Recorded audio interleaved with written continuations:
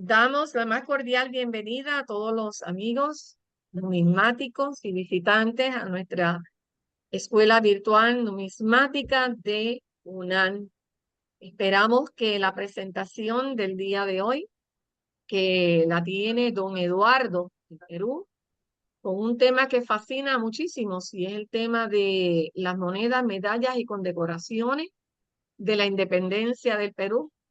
Y esperamos repasar muchísimo de la historia conocida y la no conocida para aprenderla. Así que dejo con ustedes un saludo a nuestro compañero Testolino. Saludos cordiales, estimados amigos, sean muy bienvenidos a una nueva clase de la Escuela Virtual Numismática de UNAM para este ciclo 2024. En esta ocasión tenemos a nuestro disertante, que es oriundo de Lima, a don Eduardo Dargent Chamot. Él nos va a traer un tema muy interesante relacionado con las medallas, monedas y condecoraciones de la independencia del Perú. Antes de darle la palabra, voy a realizar la semblanza de don Eduardo. Nacido en Lima en agosto 23 de 1945, sus grados y títulos: licenciatura en Artes, especialidad de Economía y Sociología. Es bachiller en Humanidades, con mención en Historia, cuya tesina fue La Seca Inicial de Lima, 1568-1592. Es licenciado en Historia, tiene una maestría en Historia, una maestría en Patrimonio y Turismo y Gestión Cultural. Doctor en Turismo, con su tesis La moneda y su historia como patrimonio, su aprovechamiento para el turismo. Profesor en las siguientes universidades: Universidad de Lima, Universidad de San Martín de Porres, Pontificia Universidad Católica de Perú, Universidad Ricardo Palma. Actualmente es director de la Escuela Profesional de Turismo, Hotelería y Gastronomía de la Universidad Ricardo Palma, presidente del Instituto de Investigación Numismática de Perú y miembro correspondiente de Perú para el Instituto Federal de Investigadores Numismáticos de la República Argentina. Entre algunos premios y condecoraciones, resaltamos el premio Alberto Coco Derman del año 2010, otorgado por la Federación de Entidades Numismáticas y Medallísticas Argentinas, FENIMA, por el libro La Seca Inicial de Lima, 1568-1592. Y también, bueno, otras condecoraciones y premios que le otorgaron en Bélgica en el año 2003 y 2012, en Roma 2012 y en Beijing 2014. Libros sobre la numismática peruana: El billete en el Perú, Banco Central de Reserva del Perú, Lima, 1979. La moneda peruana en el siglo XVII, reflejo de una crisis, Universidad de Lima, 1988. Las casas de moneda de Lima y Potosí. Las casas de moneda en los reinos de Indias, volumen 2, Seca de Fundación Temprana, Museo de la Casa de Moneda, Madrid, 1997. La Seca Inicial de Lima, 1568-1592, Federación de Entidades Numismáticas y Medallísticas Argentinas, Buenos Aires, 2011. Monedas, medallas y condecoraciones de la Independencia. Escuela de Turismo, Hotelería y Gastronomía de la Universidad Ricardo Palma, año 2021. Las Casas de Monedas del Cusco, para el Instituto de Investigación Numismática del Perú, en el año 2021. Y La moneda en el Perú, 450 años de historia, editado por el Instituto de Investigación Numismática de Perú, Lima, año 2023. Don Eduardo, vamos a ceder la palabra. Tiene el tiempo que usted desea para esta maravillosa ponencia. Gracias. Un poco exagerado eso de las cosas. Lo que he hecho es lo que siempre le he dicho a mis alumnos, y es que uno tiene que asegurarse de estudiar aquello que lo va a hacer, que no tenga que trabajar ni un solo día, que siempre esté jugando. Bueno, comencemos. Medallas, monedas, medallas y condecoraciones en la independencia del Perú. El proceso de la independencia del Perú, tras los fracasos de la Revolución del Cusco de 1814 y los movimientos de Cela y Pallardel en Tacna, tuvo que esperar la llegada de la Escuadra Libertadora a la bahía de Paracas el 8 de septiembre de 1820. La escuadra libertadora estaba encabezada por el general José de San Martín, capitaneada por Lord Cochrane, y fue financiado por el general Bernardo O'Higgins, libertador de Chile.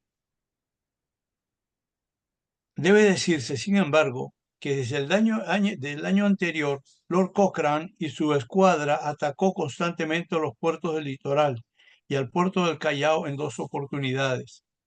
La primera en marzo, que fue repelido sin dificultad, y el 5 de octubre, cuando utilizó, que podemos pasar creo que a la siguiente o subsiguiente imagen. ¿Podemos pasar la diapositiva, por favor? Sí.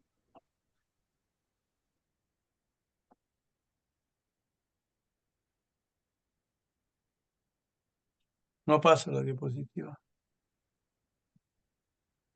Bueno. Bueno. La primera es, utilizó, a ver, no sé por qué no pasan. ¿Qué?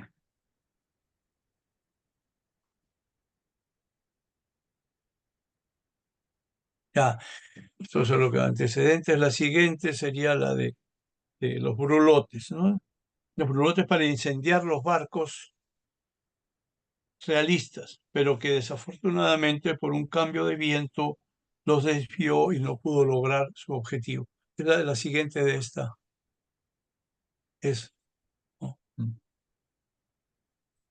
Es justamente esta fallida acción de los bruletes la que da inicio a la numismática de la independencia, ya que los españoles hicieron acuñar una medalla que recordaba el fracaso del almirante inglés. La siguiente, no sé si la tienen.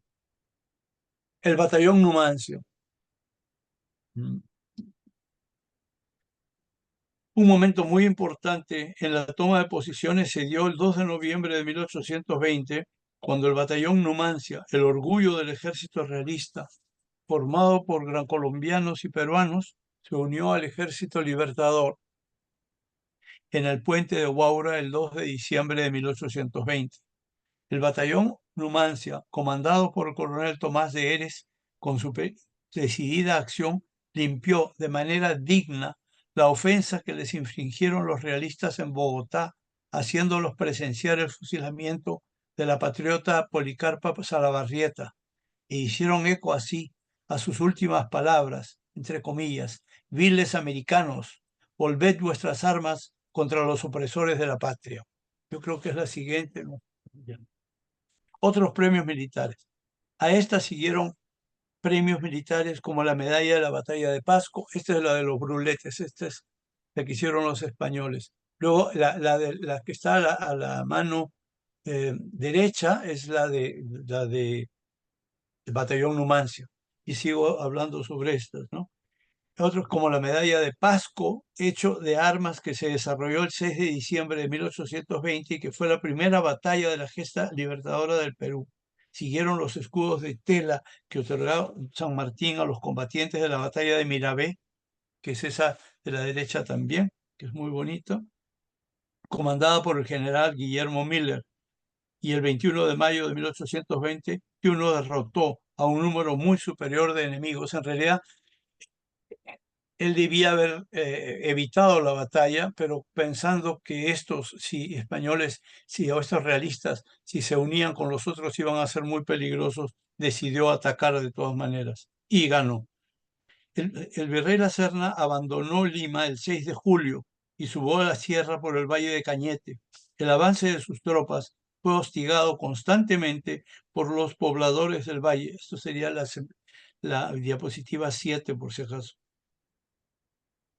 Igual situación sucedió en otros valles interandinos como Canta, Tarma y Cangallo y Huarochirí, por lo que los soldados realistas avanzaban hacia la ciudad de Cusco.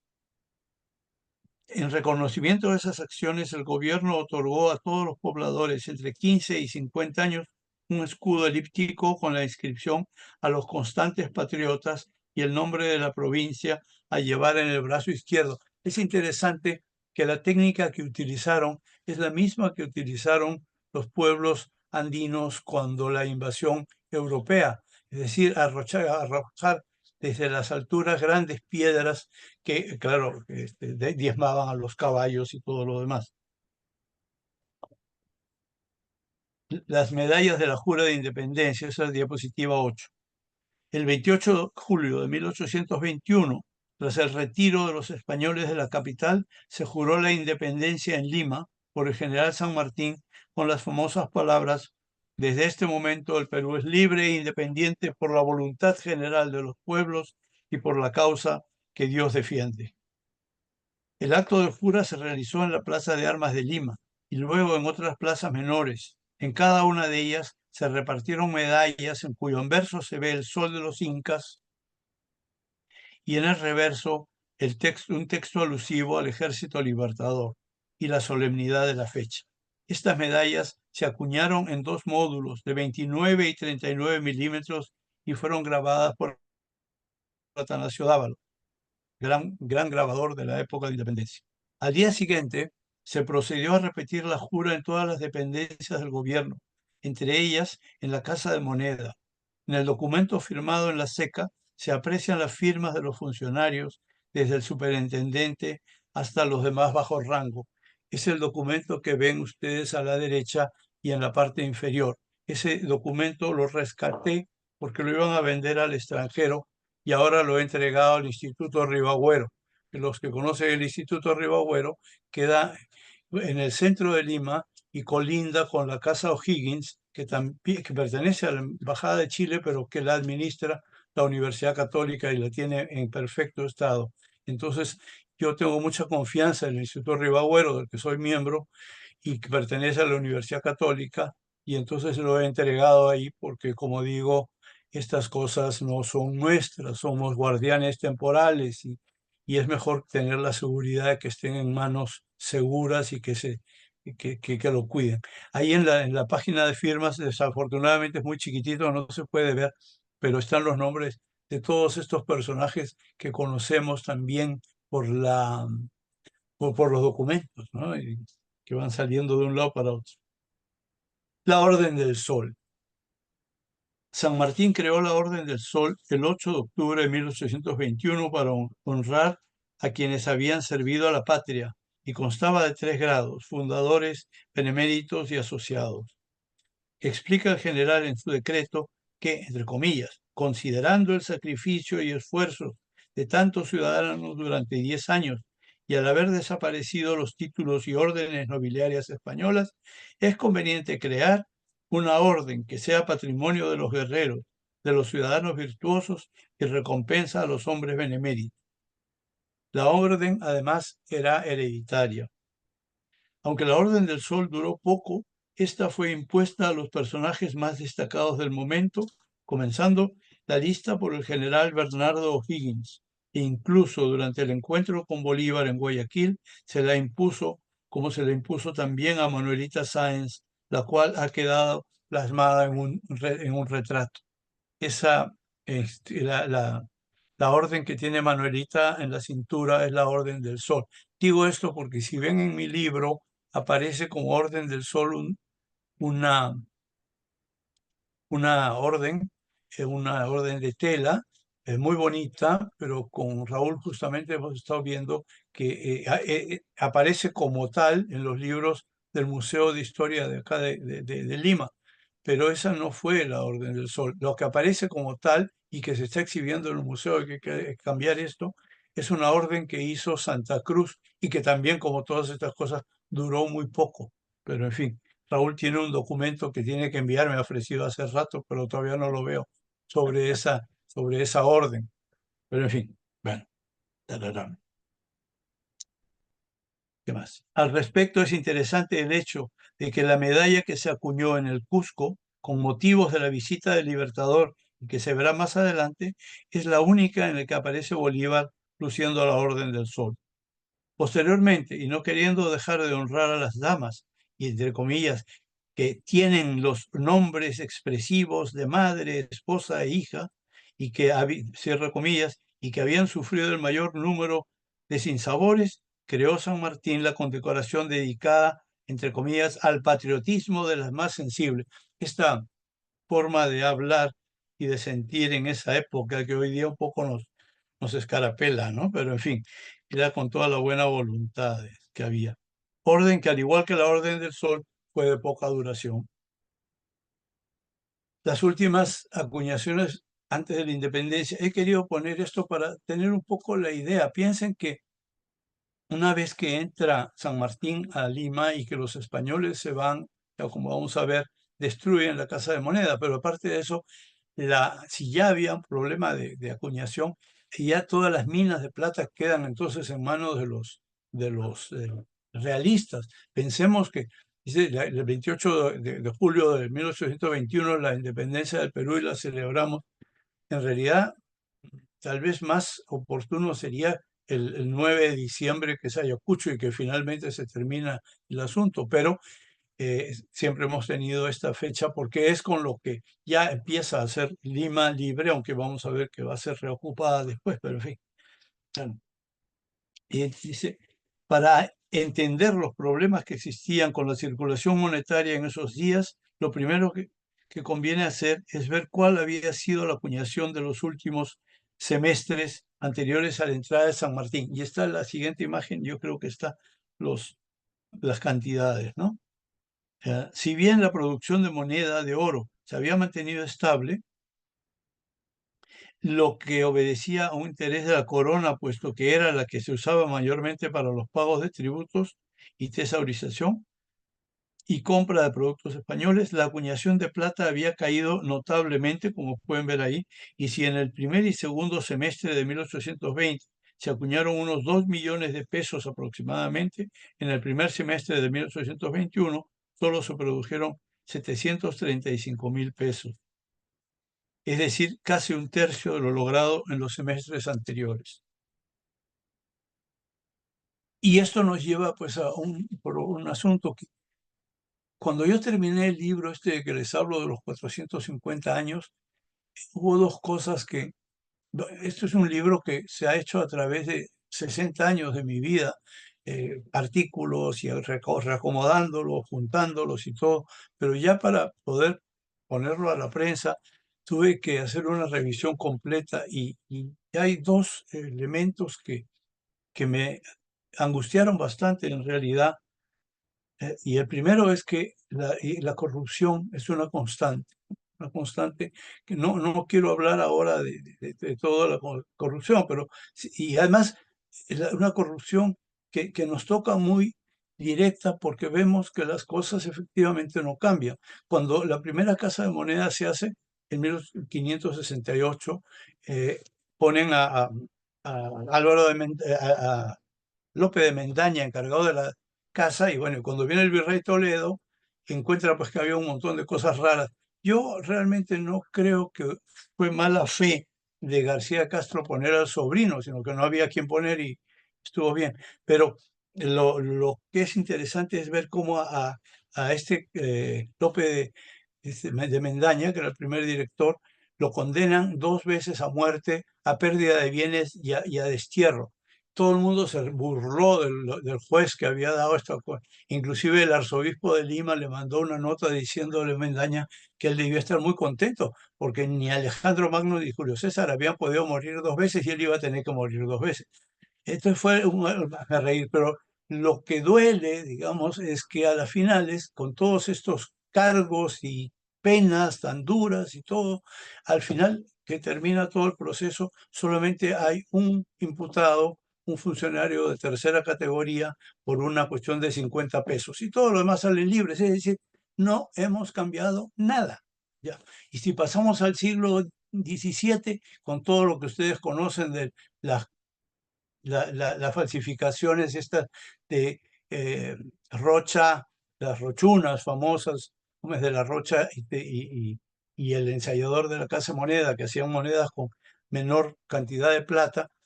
Claro, al final les cortaron la cabeza, pero tomó mucho tiempo, y tomó mucho tiempo porque el virrey, en vez de tomar acciones cuando le decían que estaban pasando cosas raras, lo que decía era más bien premiarlo por su apoyo a la corona y todo. Y cuando uno empieza a escarbar, se encuentra que lo que pasa es que una pariente de este Gómez de la Rocha trabajaba en Palacio junto con el virrey. No voy a tratar de entender más cosas, pero ahí queda. Entonces, eso era un lado. Y lo otro era esta constante preocupación por tener monedas de alto valor y nunca pensar en el pueblo que requería monedas pequeñas para poder hacer las transacciones. Inclusive en el artículo que le mandé a Raúl sobre el feble, mencionaba que inclusive compraban huevos, yo no sé si comprarían por docenas, y entonces pagaban con huevos y a ver cómo se las arreglaban porque nunca había moneda. Bueno, en fin, no voy a seguir por ahí, pero justamente voy a ver ante los paliativos, ante la falta de circulantes se buscaron paliativos. El problema de la falta de circulantes en la capital, que siempre fue crónico, se agravó por estar las minas de plata en manos de los realistas, que aún controlaban la sierra, por lo que hubo que buscar soluciones urgentes. La primera fue dejar circular fichas de los pequeños comerciantes de la ciudad, en cartón o lo que sea. Curiosamente no conocemos ni una. Parece que había muchos, pero no conocemos ni una. Y de otro lado, autorizar la circulación ilimitada de monedas chilenas de oro y plata, lo cual tenía lógica porque ya Chile estaba haciendo monedas de buenas monedas y que tenían los símbolos ya patrióticos. Aunque lo de las monedas chilenas aliviaba el problema, esto no acababa con la falta de moneda menuda que se requería para el comercio diario. Y esto nos lleva al Banco Auxiliar de Papel Moneda. La próxima, por favor, creo que la próxima es la 12, ya nos tocaría la 12. Estas son las de las chilenas, ¿no?, que circularon acá. Bueno. Y la que sigue es la 12, es la de esta.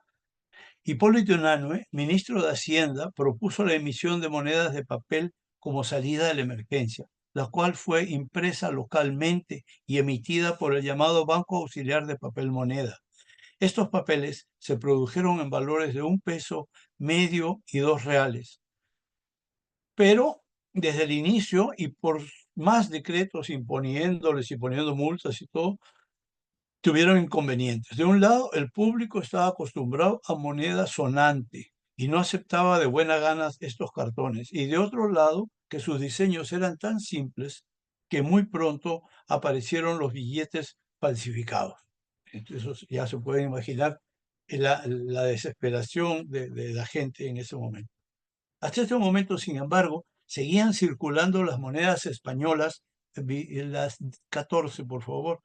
Hasta este momento, sin embargo, seguían circulando las monedas españolas e incluso lo que inicialmente pudieron acuñar los patriotas en la seca con la plata sacada de las iglesias y que se tuvo que hacer con los troqueles dejados por los españoles. Entonces teníamos este problema cuando abandonaron la ciudad, lo que hacía lamentar a Unanue, quien decía que era muy triste ver que en un país libre sus monedas llevasen el retrato del rey Fernando. Estamos ya en 1821 y seguíamos acuñando con la cara de Fernando, porque no teníamos puños propios, claro. Y entonces siguen los pesos de Perú Libre. Fue necesario esperar hasta el 15 de julio de 1822 para que se firmase el decreto poniendo en circulación las primeras monedas de plata. Estas fueron las llamadas de Perú Libre, por el nombre que aparece sobre el escudo provisional. Este escudo provisional lo dio San Martín en Paracas, en Pisco, en Paracas, y es muy bonito porque tiene la vicuña a un lado, el cóndor al otro lado, las banderas de los países vecinos, y lo que aparece atrás como un árbol es un bananero, porque en ese momento todavía no estaba decidida la situación de Guayaquil, representa a Guayaquil. Bueno, ¿dónde estaba? Ya. Que aparece. Estas piezas se acuñaron ese año y al año siguiente y son probablemente las monedas más bellas del siglo XIX peruano, llenas de simbolismo patriótico y de una calidad excelente. El escudo provisional, ya les he dicho, que muestra el sol saliendo detrás de los Andes. Es muy interesante lo del sol. En un trabajo que hice que se llama Alegorías de la Libertad, justamente de los símbolos. Tuvimos muchos símbolos franceses, como pueden ver, inclusive en el respaldo de esta moneda, la columna, y en el mismo escudo, la idea del árbol de la libertad. Pero también hubo mucha iconografía patriota, y una de ellas, en el caso nuestro, es el sol saliendo detrás de los Andes e iluminando la libertad, ¿no? Por eso es que sale ese. Y luego seguimos con las monedas de cobre, porque nos hemos saltado unas primeras monedas de cobre, no sé cómo se nos saltó. Ah, sí, los cuartillos de cobre, que es en esta de acá. Escuchando, y estos son anteriores todavía. Finalmente, escuchando el clamor popular, se acuñaron cuartillos de cobre, cumpliendo con el decreto supremo del 18 de febrero del 22. Los cuartillos, si bien solucionaron el problema de la moneda menuda, tropezaban con el disgusto de tener que aceptar piezas que no fueran de metal fino, y de poco servían las explicaciones de que se trataba de una emisión de emergencia temporal. Estos cuartillos de cobre, debe anotarse, fueron las primeras monedas del Perú independiente. Hasta ese momento, sin embargo, seguían circulando las monedas españolas, como ya les he dicho. Luego hablé sobre el peso libre y luego pasamos más monedas de cobre. Pronto se sintió, sin embargo, que la necesidad de moneda a menudo seguía vigente, y a esto se sumaba la promesa de amortizar los billetes en un plazo determinado, por lo que se recurrió nuevamente al cobre. Simplemente ahí que quiero que vean cómo otra vez aparece el sol saliendo detrás de los Andes, aparece un asta con el gorro frigio de la libertad, que es la influencia francesa, y lo interesante de explicación es el sol está saliendo detrás de los Andes y espantando las nubes estas de la opresión, ¿no? Y abajo hay una vicuña echada ahí. Bueno, en el primer plano un asta con el gorro de la libertad y una vicuña.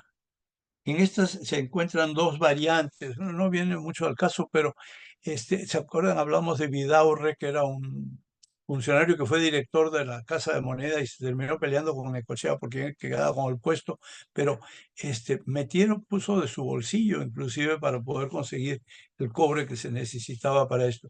Y de estas hay algunas que después del monograma de Lima aparece la V de Vidaurre, pero en fin, sí, no, ninguna de las dos lo tiene, pero se encuentra eso que es. Ya. La ocupación, la 17, a la ocupación de Lima por Canterac en junio del 23. La imagen 27, que es esta. En junio del 23, las tropas realistas al mando del general Canterac ocuparon Lima y permanecieron en la capital casi un mes, tiempo en el cual llegaron a acuñar piezas con el retrato del rey y la fecha 23.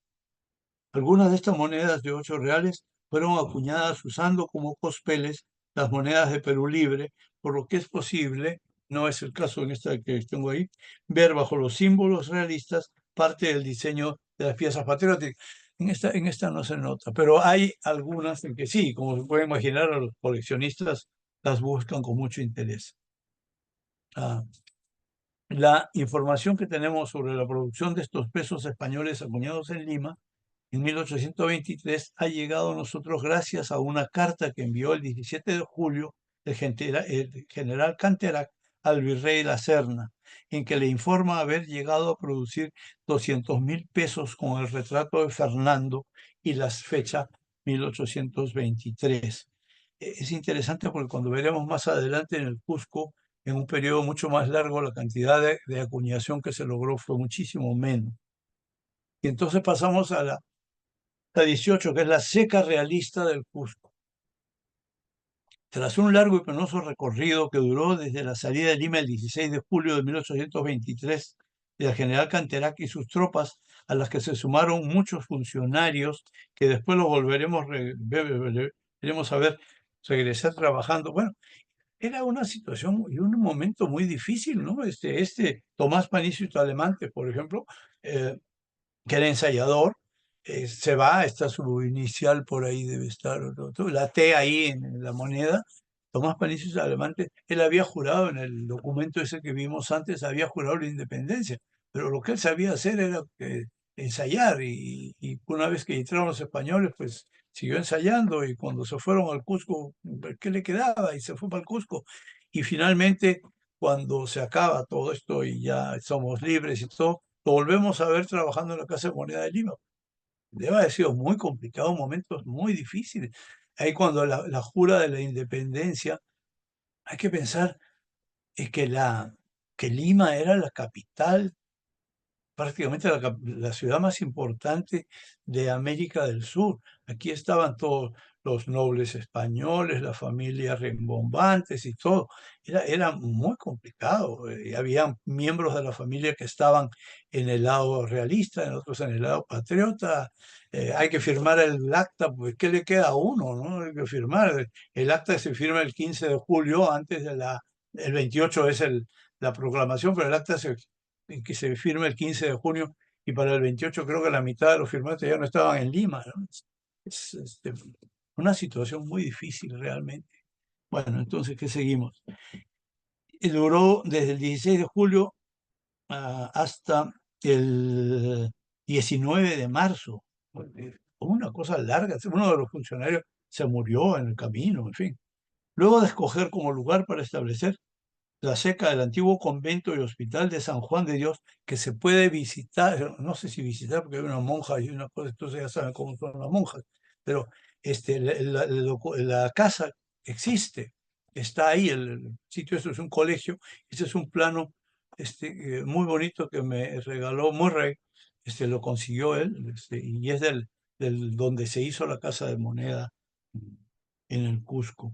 Ah, y con esas cosas de suerte, porque estaban buscando un sitio adecuado y resulta que habían los monjes de San Juan de Dios que habían desalojado esto que era su convento y estaba en venta. Cuaca, lo agarraron rapidito, no creo que lo hayan comprado, sino lo agarraron y hubo que hacer reparaciones y hubo que traer madera, también arreglar para poder tener las máquinas, había que arreglar los canales para que el agua que iba entrando ahí, las acequias, y eso benefició de alguna manera a la ciudad del Cusco, ¿no?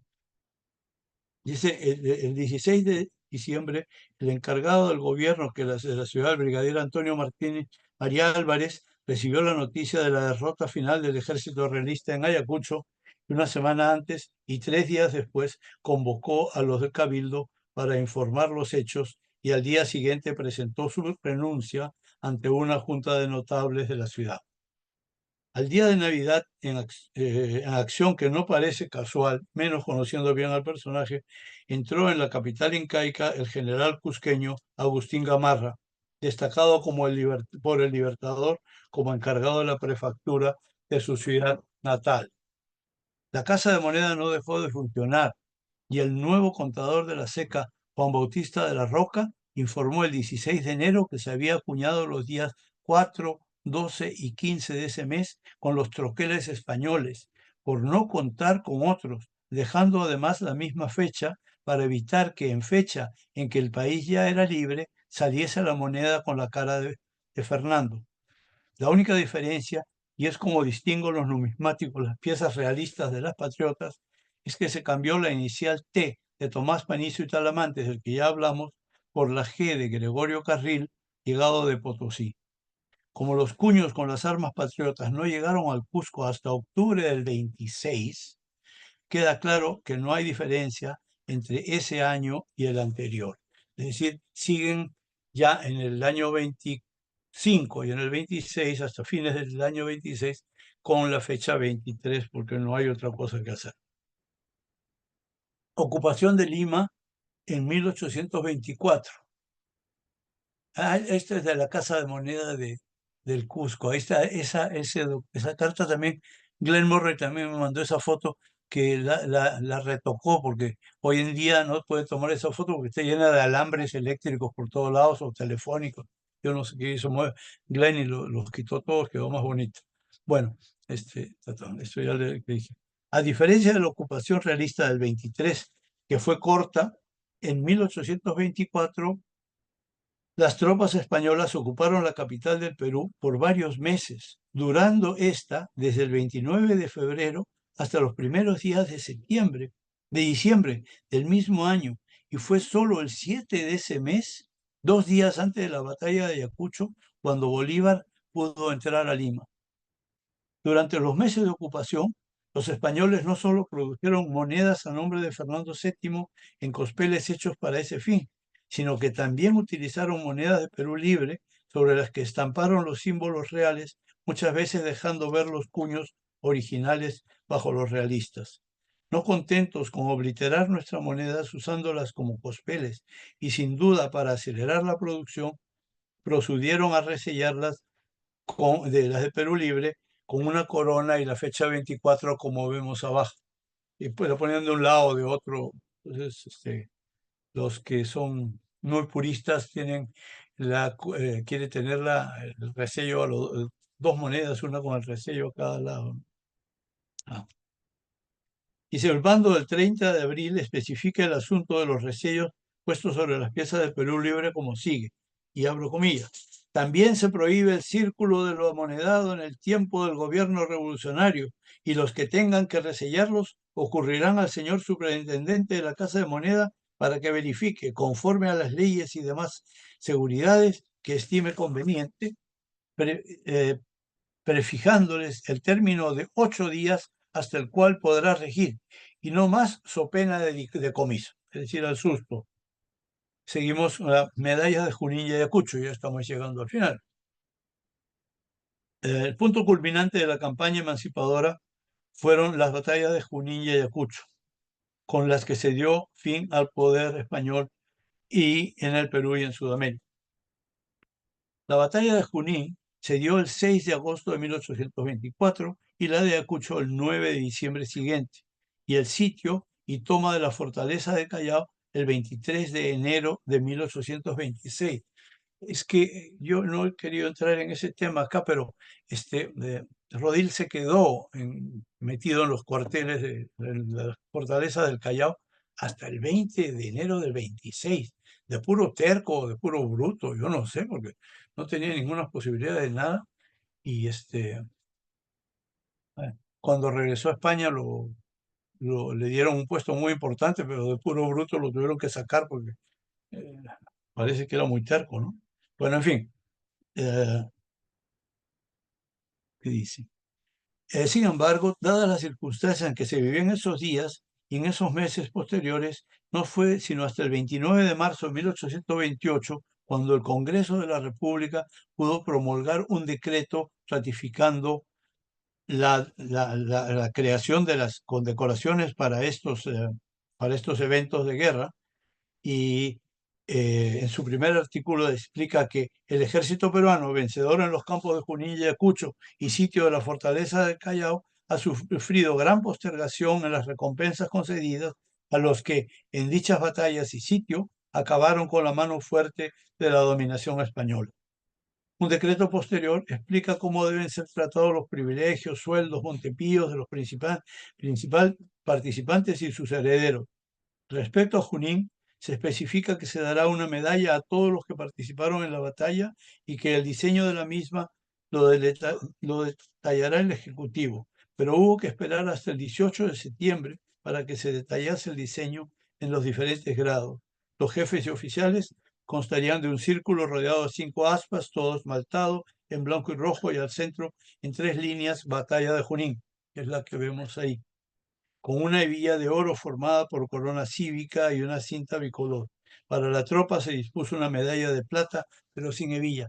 Lo curioso es que encontramos, no en este caso, pero en muchos de estos casos, diferentes, porque parece que inclusive dadas las circunstancias en que estábamos, decía, bueno, a usted le toca la medalla, mándesela a hacer como pueda, ¿no? Y había unos que se las mandaban a hacer a Europa, otros, y por eso hay diferencias entre unas y otras.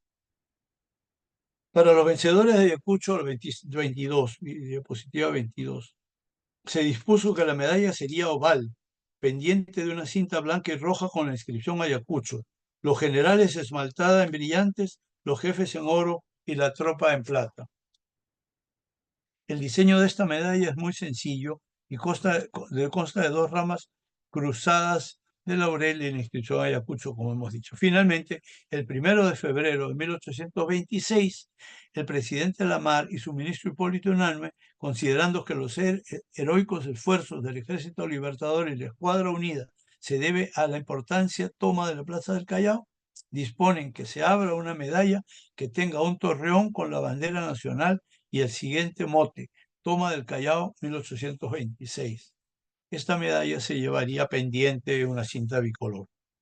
Y acá pasamos a las medallas de Bolívar. Esto es bien interesante porque se van a hacer estas, y salen en tres modelos en realidad, dos ovales como vemos ahí y una redonda. Y había una cierta competencia entre cuál de los dos grabadores debería ser el que ganaba el asunto. Hicieron de todas, hicieron los tres. Pero es bonito porque dice, vamos a ver, el 12 de febrero se decretó que se produjese una medalla en honor a Bolívar.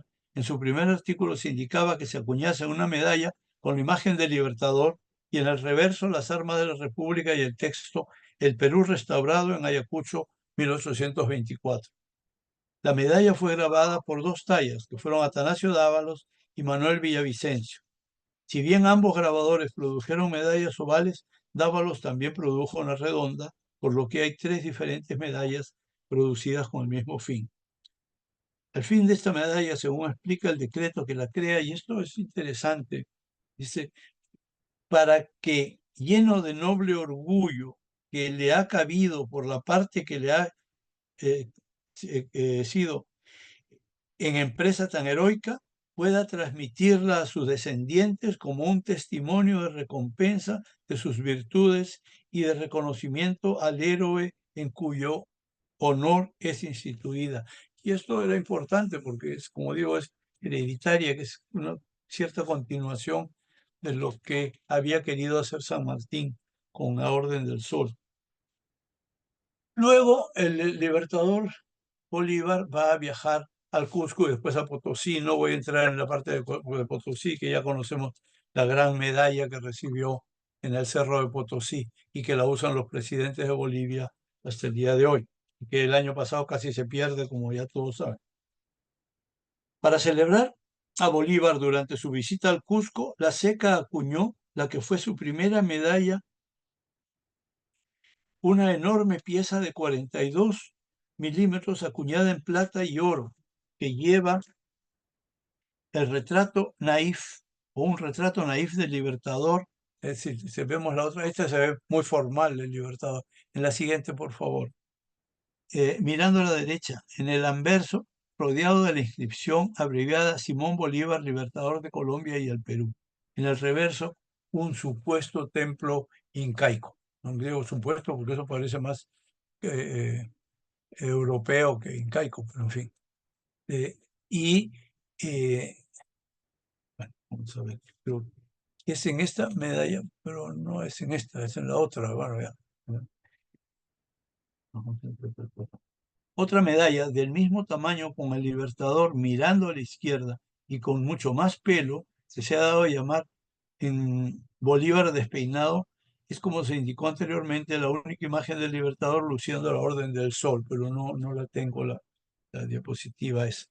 Y finalmente, la Constitución Vitalicia, que es la que está ahí abajo, la última pieza numismática de la gesta libertadora fue la medalla acuñada en Lima con motivo de la promulgación de la Constitución Vitalicia, proclamado por el general Andrés de Santa Cruz el 30 de noviembre del 26 y jurada el 9 de diciembre siguiente, el día de Ayacucho.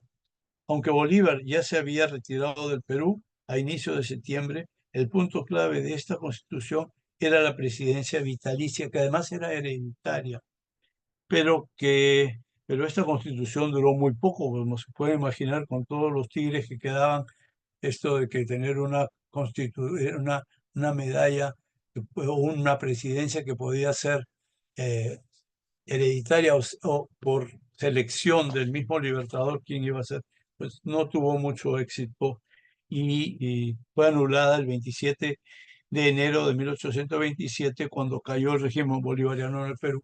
Y aquí termina ya lo que es la historia numismática de la independencia. Luego ya vendrán las monedas con los escudos del Perú actuales prácticamente y ya como terminada la guerra de independencia. Esto es todo. No he mencionado, esta es la que sale ya el escudo peruano es como termina, la libertad con la lanza, que es y el gorro frigio, tanto en su cabeza como en el asta, que es típicamente francesa. Abajo la vicuña, que cuando era yo chico nos decían la llama, hasta que volvieron a poner la vicuña, el árbol de la quina y la cornucopia, que son el dibujo del escudo nacional del Perú. Con esto ya se acabó. No he puesto nada sobre una medalla que hizo, una moneda que hizo Rodil, supuestamente, que había porque hoy día ya se sabe que eso es mentira. Y yo siempre tuve la idea de que eso tenía que ser mentira, porque Rodil deja unas memorias muy detalladas en que cuenta de cuánto se acuña en Lima en la época de la ocupación y todo. El asunto es que que los castillos del Callao tenían el equipo, tenían las máquinas que podían haber hecho las monedas, y eso siempre me dejaba a mí pensando por qué no pueden haberlas hecho.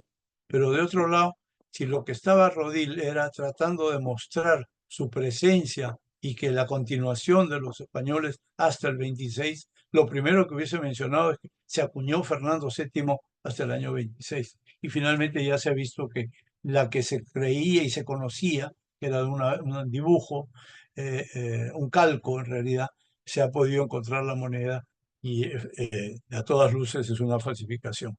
Bueno, cualquier pregunta adicional, estoy listo espero no haberlos cansado con esta cosa. Muy interesante. Esperamos entonces los comentarios de los compañeros y las preguntas o dudas que tengan que quieran hacerle a don Eduardo. Este es el momento del diálogo. Sí, con permiso, don Eduardo, primero que Claro. todo, muchas gracias. Me llamó mucho la atención, sobre todo en la condecoración de la batalla de Junín, que es una estrella de 5 aspas y es prácticamente igual a la Legión de Honor francesa, la condecoración de la Legión de Honor francesa. Entonces, me llama la atención saber si se creó en la misma forma también para separarse de lo que era evitar tener una cruz en una condecoración para no ligarla con la iglesia, como era el caso cuando se hizo la condecoración francesa. No, realmente no creo. El asunto es que cuando se va el obispo de Lima, el arzobispo de Lima, que ya era un viejito, se va, y después la iglesia acá nos tuvo castigados hasta muchas décadas sin tener arzobispo, porque tenían la idea de que los liberales americanos éramos tan anticlericales como los liberales franceses, cosa que nunca fue cierta. Entonces, no creo que eso lo pensase.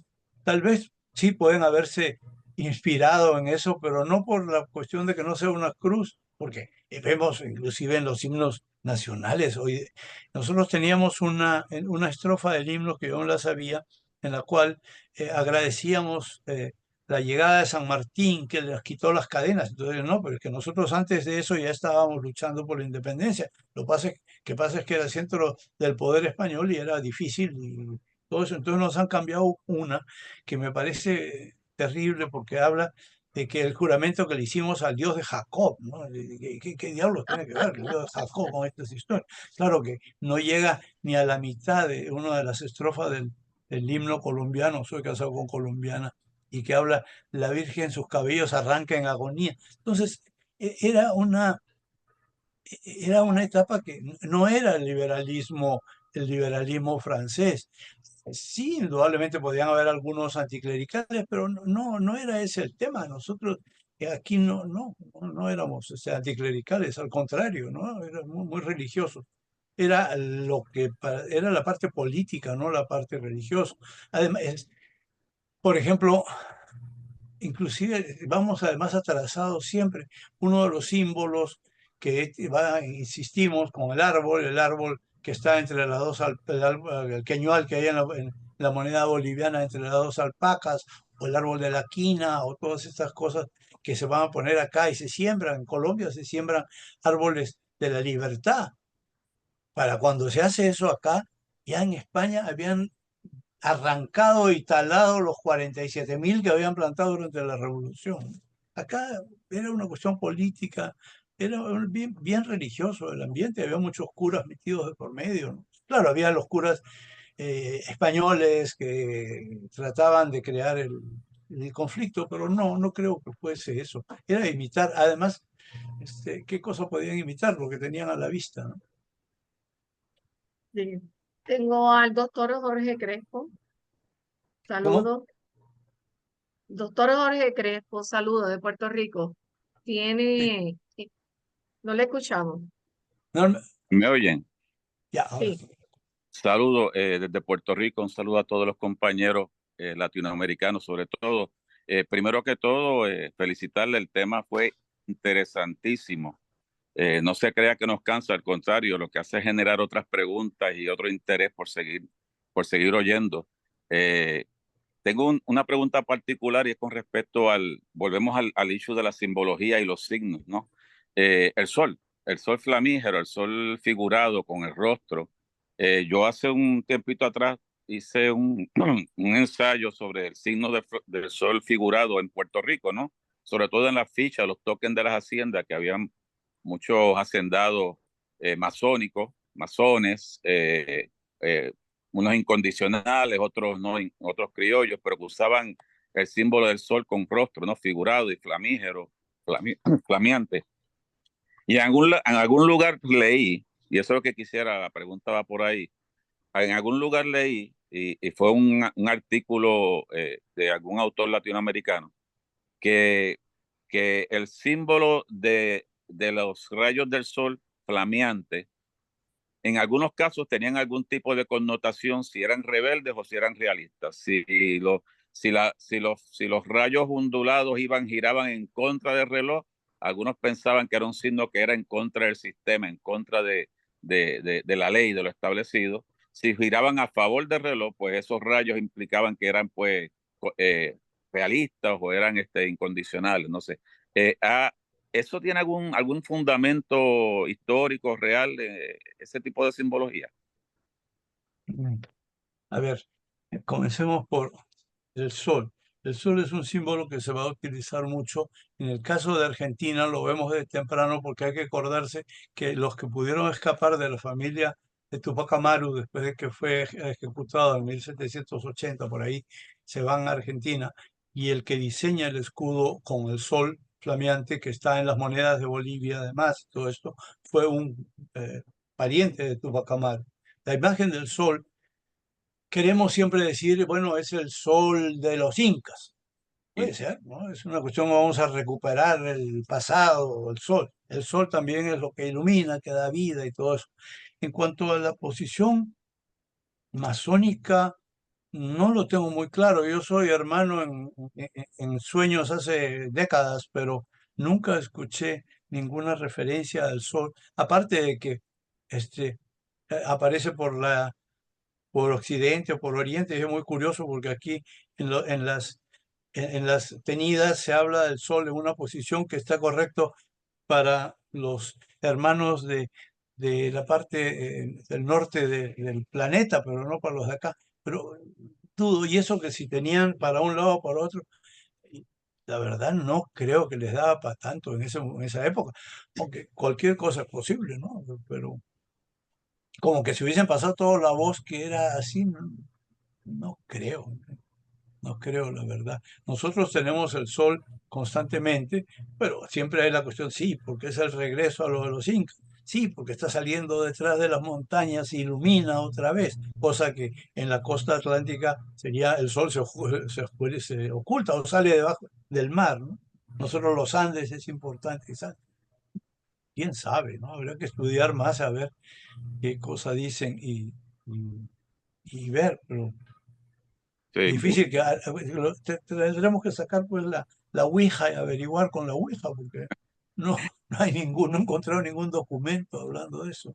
muy amable, muchas gracias. A sus órdenes. don Eduardo dice, don Félix Chaval, muchas gracias por la magnífica exposición y le saluda desde Costa de Caracas. A ver, ¿Alguna otra pregunta? ¿alguna pregunta? Tengo un perro ¿Comentario? ¿Duda? Bueno, entonces, Sí, como ha disculpa, quedado tan claro, ya parece me que no hay gustaría pregunta. hacer un comentario. Bien. En el ¿Quién habla? proceso de independencia, Cristiana Alarcón, desde Chile, disculpan. Muy Primero bien. agradecer la invitación, agradecer a Eduardo por su excelente exposición, y un tema tan interesante como este. Y agradecer y saludar a todos los que están conectados, saludarlos desde Santiago de Chile. Eh, Mi tema era más que un comentario, digamos. Cuando se produce el proceso de independencia en Hispanoamérica, en unos países más que en otros, eh, buscar los elementos originarios antihispanos era muy relevante. Estoy pensando en el caso nuestro, en el caso de Chile, em, primero porque O'Higgins juega un rol importantísimo con Miranda en la formación de lo que va a ser la logia lautarina. Lautarina viene por Lautaro, ¿cierto? El máximo líder o el máximo exponente de la resistencia mapuche a la conquista española. Al mismo tiempo, después, en 1811, cuando aparecen los primeros emblemas nacionales, el primer escudo nacional está centrado en una pareja de indígenas, em, con una columna que va a estar después en la moneda del peso independiente en 1817, y con una estrella de 5 puntas radiante en la parte superior, que también se va a mantener a futuro. Em, por lo cual esto de buscar elementos antihispanos, buscando estos elementos de la resistencia o de la lucha indígena o de los propios pueblos originarios, si hubo o no resistencia, era como simbólico, como recalcar lo propio, lo nativo, lo original frente a la invasión que habían producido los españoles. Sabemos que esto tiene más tilde de guerra civil que una lucha entre, entre un país versus España, pero estaba cargado por la corona española. Por lo cual me hace a mí eco que puede ser ese sol, el INTI, independiente que por donde salga, la influencia incásica fue muy relevante en los países, no solamente andinos, sino también en los países de la vertiente atlántica, en menos grado, ¿cierto? Obviamente los que están más lejanos, pero me parece que puede ser eso, digamos, un poco haciendo el comentario a la pregunta anterior y reforzando un poco en ese sentido esos conceptos. No sé, pero es mi apreciación un poco basado en la historia que vivimos nosotros en Chile, eh, cómo resaltamos. De hecho, el primer periódico en Chile se llama La Araucana, que justamente reflejaba lo anti-español, ¿cierto? El Monitor Araucano y La Aurora, que son los primeros periódicos, ¿no? Entonces, es buscar y recabar cada vez más elementos autóctonos antihispanos. Por eso no me parece Me parece, me mala la parece, idea de pensar que sea el sol Inti, que está en las monedas argentinas, bolivianas, sí, y también va a sí, estar en sí, Perú y pero en Chile. es más, hay mucho más. Por ejemplo, yo voy a ver cómo hago con la doctora Damaris o ya vemos cómo sea. Y en mi libro este de la, ¿cómo se llama? No sé cuánto, de la libertad. Bueno, yo lo baso básicamente en una conferencia que di en el Bicentenario de la Revolución Francesa, en que hablo de toda la simbología de la Revolución Francesa, la Constitución, el árbol de la libertad, la columna, el gorro frigio, en fin, son muchos símbolos. Pero como venía lo de la independencia, me pidieron hacer algo, entonces hicimos que se llama Alegorías de la Libertad. Pero entonces ya como durante años, pues desde el Bicentenario de la Revolución, yo iba dando vuelta a todas estas cosas, ver todos estos símbolos que representan a América. Y entonces tenemos pues esto de los indios, tenemos a por ejemplo, una cosa muy bonita, que pues, voy a pasar las imágenes esas en algún momento, una vicuña pisando al león, ¿no? Pateando y pisando, aplastando al león, ¿no? Y de hecho la moneda de cuartillo, que era con la cara, con la figura del león, aparece en la republicana, que es con la vicuña, pero es el símbolo este, y el soldado matando el león también, que es España, el soldado indígena matando al león.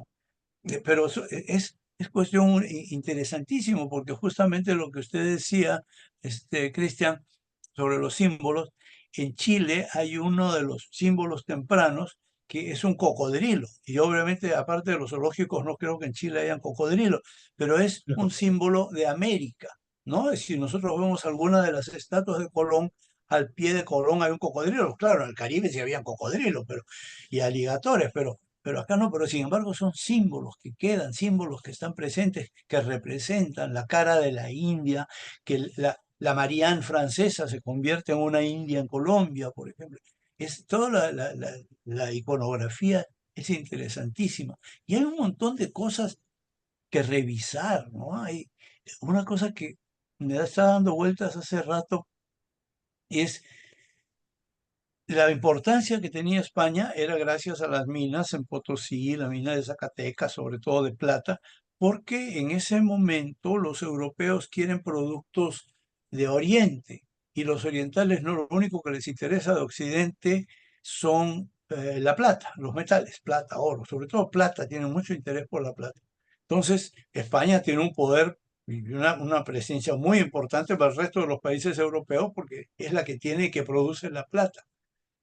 Y claro, hay mil elementos para conversar sobre qué viene, por qué la independencia, la Revolución Francesa, la independencia de Estados Unidos y todo eso. Pero es verdad también que en el momento, comienzo ya del 19, sobre todo al comienzo del 19, ya la producción de plata empieza a caer porque las minas se están llenando de agua. Trevisic viene justamente a traer bombas de agua para ver cómo sacan, porque no hay cómo ya llegar a donde está la plata, ha bajado la cantidad. Pero más grave aún es que se ha dado al final del 18 la revolución industrial. Y ahora los europeos están produciendo cosas que sí les interesan a los orientales. Y los orientales quieren comprarlas y para comprarlas están usando su plata. Entonces, la importancia, el peso específico de España en ese momento deja de ser el que tenía antes. ¿Qué tanto hay de eso? Empiecen a pensar, empecemos a darle vueltas también. No que fue definitivo, pero sí ya España no pudo mandar el segundo lote de, de, de soldados, otros 10.000 soldados, porque se da la revolución del riego. Y ese es otro aspecto que acaban de hablar sobre lo de la masonería. La verdad que yo me metí más que nada por el interés que tenía por aclarar que cómo es posible que en el Perú los generales le dan un golpe y sacan al virrey Pezuela, que era el virrey, el representante del rey, y sacan, ¿no?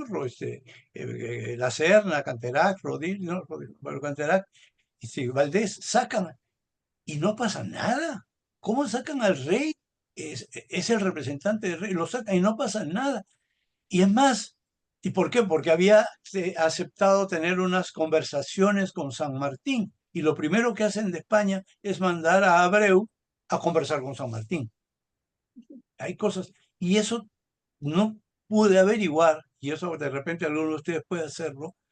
Para mí uno de estos generales, o los tres, habían servido con Del Riego, porque justo agarramos el trienio liberal, que es el momento en que podemos realmente desligarnos, porque ya España no tiene la fuerza de tener todo el problema de las Cortes de Cádiz, tiene todo eso, y el trienio liberal los pone en otros problemas, ¿no? Con Napoleón y todas estas cosas que tienen, y es el momento que logramos la independencia. Si no hubiese habido ese trienio liberal y hubiesen mandado 10.000 soldados más, quién sabe cuánto nos hubiese demorado, ¿no? Entonces, la cuestión de la plata, y ahí regresamos a la moneda, parece que tuvo bastante peso y habría que seguir jugando con eso. Como ven, siempre hay nuevos temas para darles vuelta. Y después me van a contar, Carlos, cómo es eso del cocodrilo en Chile, pero bueno. No sé, no sé. ¿Alguien más quiere decir algo, don Carlos? Ay, tengo a Pedro Cano en espera. Don Bueno, Carlos, usted decide. No, don Pedro Cano, absolutamente, por favor. Muy bien, don Pedro, tiene la palabra y no le escuchamos porque tiene el micrófono apagado. Don Pedro Cano, desde España. Ahora sí, pero ahora no le vemos, ahora no. Tiene no apagado el importa. micrófono. No le escuchamos, no le escuchamos. Prenda el micrófono. No se oye. No se oye. Vamos a ver si se lo Bueno, podemos actualizar acá. Espérese, don Pedro. A ver si yo voy ya a que tener que retirarme en unos ratitos porque sí, pero tengo que... regálenos unos ratitos Sí, más. sí, sí, sí, sí, sí. Sí. A ver si don Pedro se puede comunicar. Sí, me Vamos ya mismo, don Pedro. Ahora hable a ver. vale. Sí. ¿Se escucha? ¿Se escucha? Sí, se Sí, escucha perfectamente. se escucha, se escucha. Lo Sí. que hay una cosa que es verdad lo que acaba de decir, que realmente lo, la, lo que es el pronunciamiento de riego es lo que precipita en general, tanto en las zonas que estaban controladas por los realistas, tanto en México como en lo que es Perú, la independencia. Pero aparte hay una cosa, o sea, lo que no son conscientes es que es la segunda revolución más importante que hay en la historia de Europa. Empieza en España y luego es una ola que llega hasta Rusia. Y luego aparte de eso es que España es invadida Claro, claro. es decir, por la Santa Alianza. Entonces, claro, o sea, ahí se cortan todo tipo de vínculos con, o sea, es que es muy importante ser consciente de eso. O sea, el ser liberal conllevó el final de un sueño. Sí, sí, sí.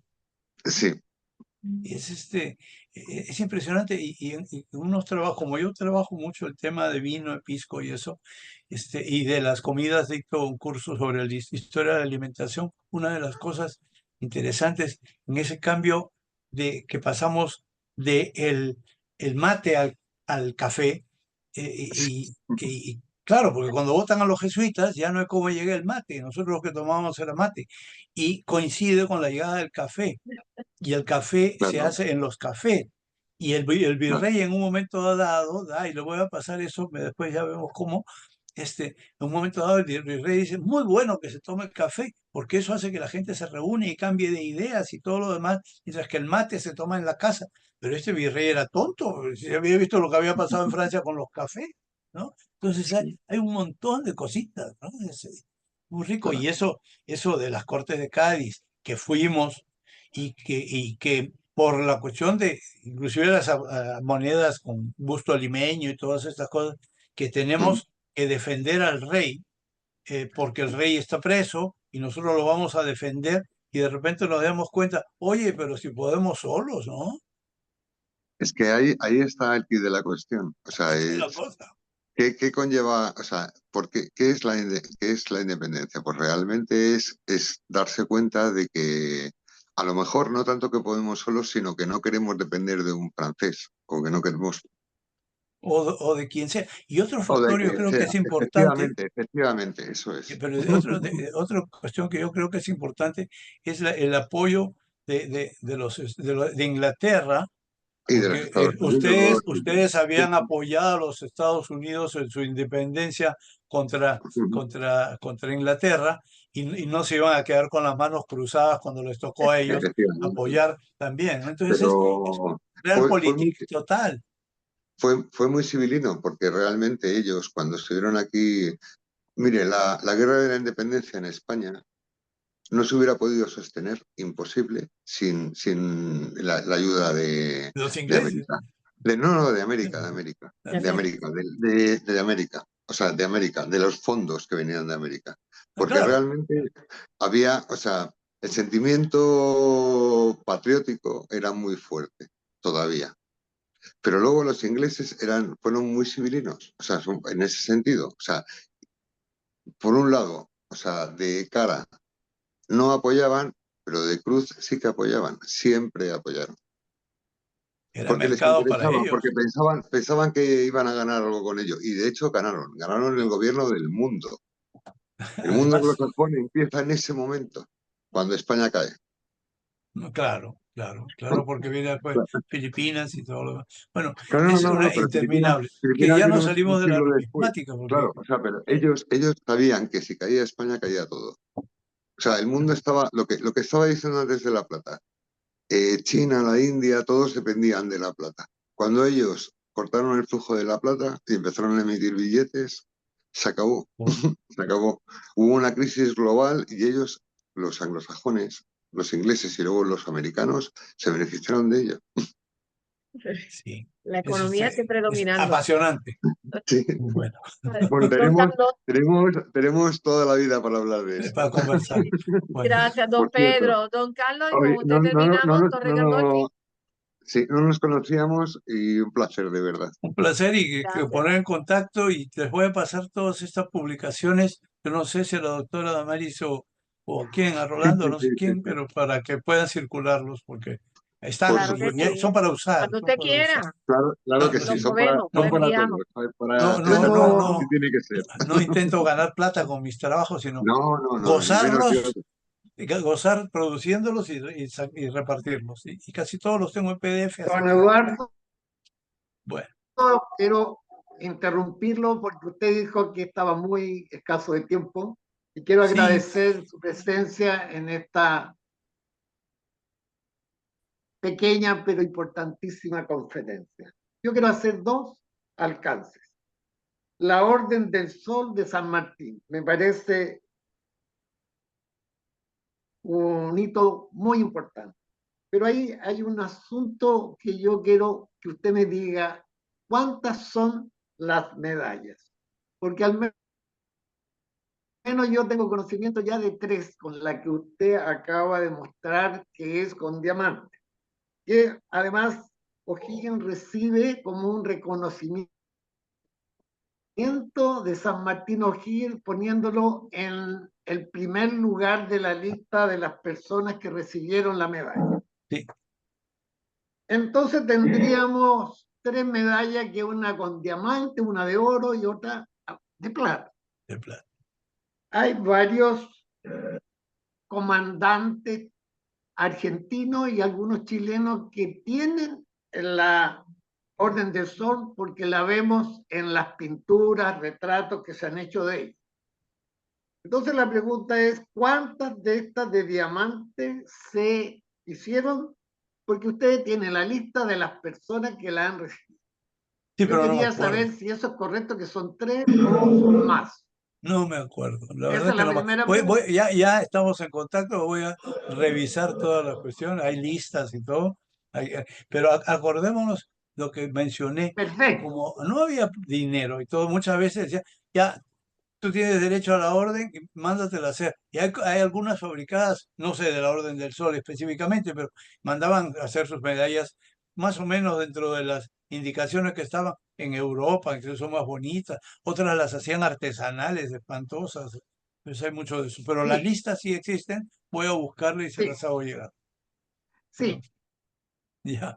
Pero no, eso que usted dice está correcto en otras medallas, En pero esa no, no en porque la duró muy Orden del poco. Sol, que mandaban a hacer medallas afuera. Pero, La Orden del Sol no fue justamente así, que se mandaba a hacer por su cosa.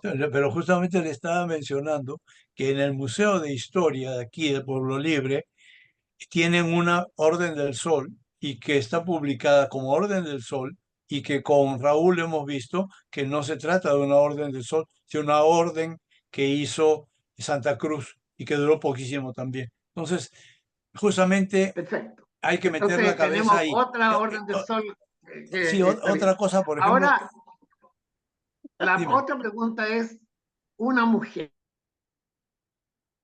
recibe la Orden del Sol. Parece ser que es la segunda después de O'Higgins. ¿Y por qué razón la recibe ella y quién es ella? Y esa Yo no es sé la si, yo última no sé pregunta. si es la segunda, no me acuerdo que sea, porque además, en todo caso, la Orden del Sol se la pone San Martín a Bolívar cuando va a Guayaquil, y esto es mucho después, es casi al final de su periodo. Y me imagino que a la Manuelita se la habrá puesto al mismo tiempo para quedar bien con Bolívar. ¿O será que Manuelita se le usaba la de Bolívar? No sé. Por ejemplo, Sí, todo lo de los premios en tela, que es para los soldados, que es algo lo que estoy trabajando yo ahora, tratando de aprender, porque los numismáticos siempre hablamos de las medallas, inclusive de las condecoraciones, pero nos olvidamos de las de tela. Y las de tela eran las que usaban los soldados, las otras eran para generales oficiales, pero quienes se rompían el alma en la batalla eran los soldados, y eso les daban unas de tela. Y nadie hablaba de eso. En el libro Las este carapelas. argentino de 3 volúmenes sobre las condecoraciones argentinas de 1910, ahí están los dibujos, y son dibujos porque no, me imagino se pudrieron las originales. Sí, le digo, veamos me llamó la Otra atención. pregunta que viene al caso a Don propósito Eduardo de lo que tiene usted prisa, pero habló, ya veo que vamos a seguir. Sí, no, pero es que que tengo... es la de Miraflores. ¿Ah? ¿Se hizo Bueno, medalla por la batalla de Miraflores?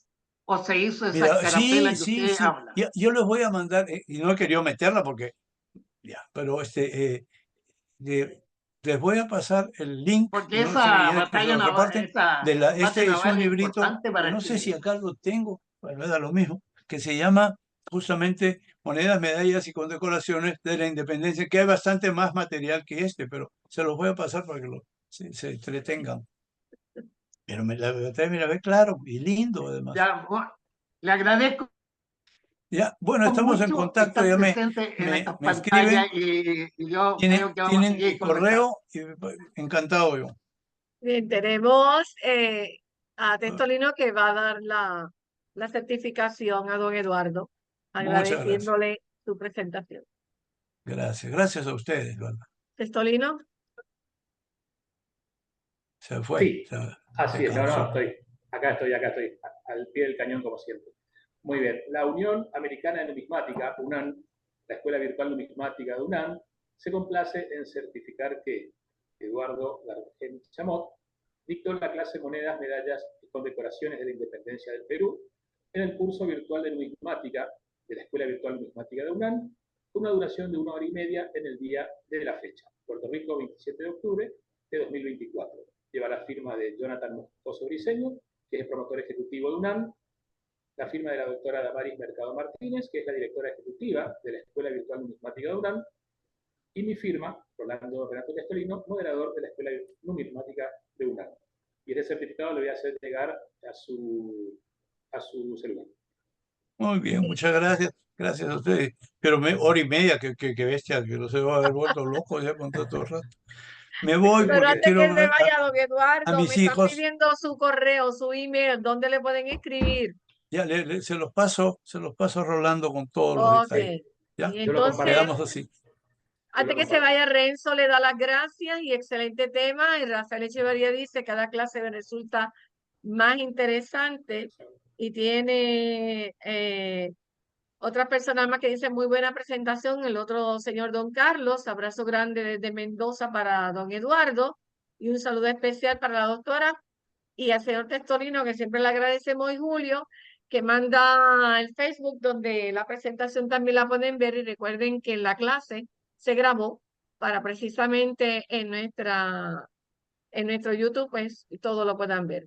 Así que Muchas Testolino, gracias a nos despedimos todos de y don cuenten Eduardo. conmigo cuando quieran. Podemos hablar de las primeras monedas de Lima también, un día. Muy bien, Hasta luego, Sin dudas, gracias. gracias. será